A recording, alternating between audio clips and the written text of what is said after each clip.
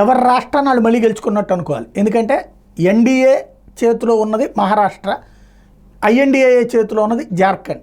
జార్ఖండ్ మళ్ళీ ఇప్పుడు పూర్తిగా కాంగ్రెస్ పార్టీ జార్ఖండ్ ముక్తి మోర్చాల నేతృత్వంలోని ఐఎన్డీఏ కూటమి ఘన విజయం సాధించేటటువంటి దిశగా ఉంది. అక్కడ భారతీయ జనతా పార్టీకి అనూహ్యమైనటువంటి షాక్. ఏదైతే సోరెన్ అరెస్ట్ పెద్ద దెబ్బే తీసిందనడానికి సజీవమైనటువంటి సాక్ష్యమైంది. దానికి తోడుగా గతంలో విడివిడిగా పోటీ చేసినటువంటి కాంగ్రెస్ పార్టీ జార్ఖండ్ ముక్తి మోర్చీలందరూ ఒక్క వేదిక మీదకి రావడం కూడా బెనిఫిట్ అయింది. టోటల్గా చూస్తే జార్ఖండ్ అనూహ్యమైన ఫలితమే, గ్యారంటీ గెలుస్తామని బీజేపీ భావించినటువంటి చోట్ల ఎదురు దెబ్బ తగిలిందని చెప్పాలి.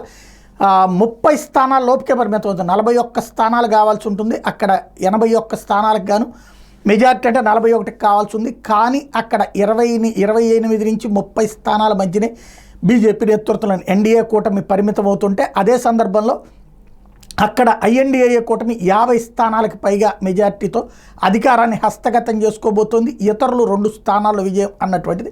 తద్వారా మహారాష్ట్రలో ఘన విజయం సాధిస్తున్నటువంటి ఎన్డీఏ కూటమికి జార్ఖండ్లో మాత్రం ఎదురు దెబ్బ తగిలిందని చెప్పాలి.